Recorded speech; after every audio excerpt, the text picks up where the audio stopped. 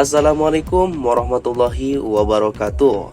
Salam jumpa pemirsa di rumah. Senang sekali pertemuan tipik ini kembali hadir menjumpai Anda untuk memberikan informasi-informasi penting mengenai pertemuan di mata kuliah Teknik Reportase dan Investigasi Berita dengan saya Majum NIM 2313330024 akan menemani Anda dalam 5 menit ke depan. Inilah pertemuan tipis selengkapnya untuk Anda.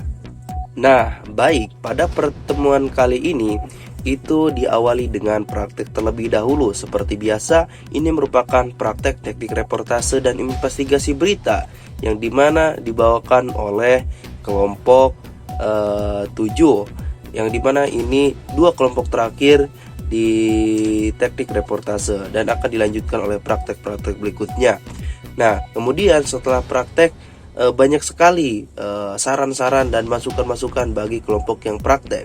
Kemudian setelah praktek teknik reportase dan investigasi berita, lanjut yang namanya presentasi kelompok.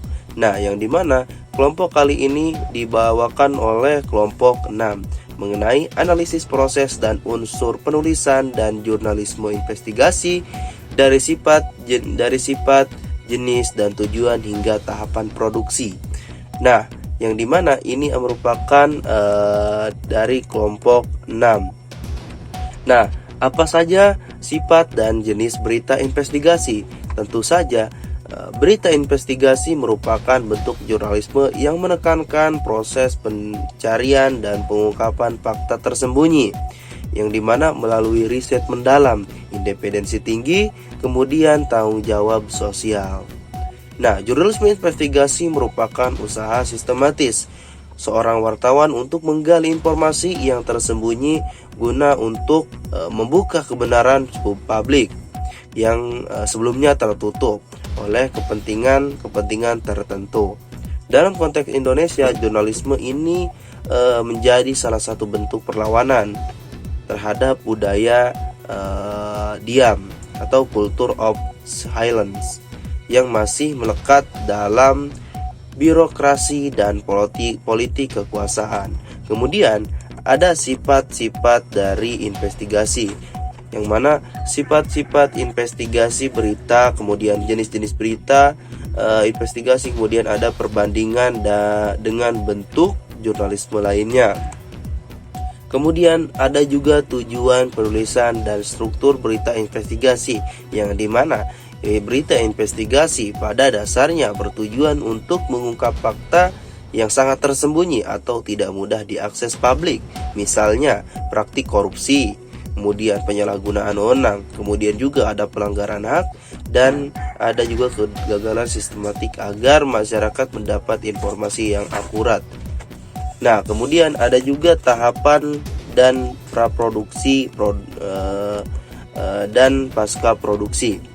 Nah, tahapan-tahapan ini merupakan suatu tahapan dari proses jurnalisme investigasi, yang dimana tahapan ini tidak akan mungkin terjadi ketika kita tidak tahu tahapan-tahapan dalam produksi jurnalisme investigasi.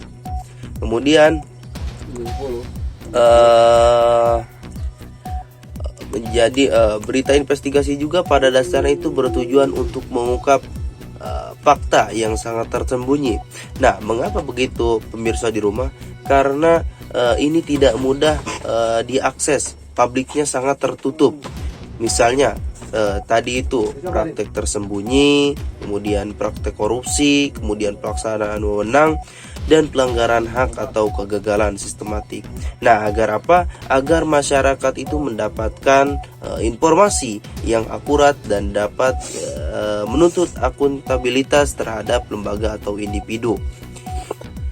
Nah, di konteks Indonesia, tentu saja tujuan ini sering dikaitkan dengan fungsi atau pengawasan media atau watchdog.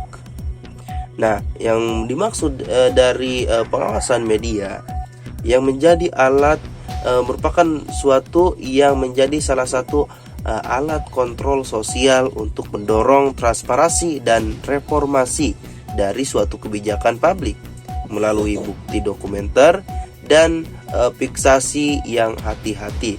Kemudian laporan-laporan investigasi itu sangat memberikan legitimasi bagi tindakan publik atau hukum. Mungkin diambil setelah temuan itu dipublikasikan. Nah, kemudian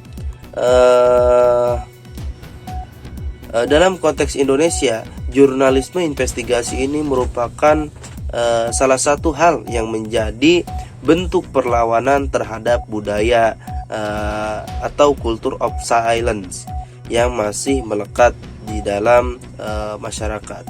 Nah, mungkin itu adalah berita pada pertemuan kali ini.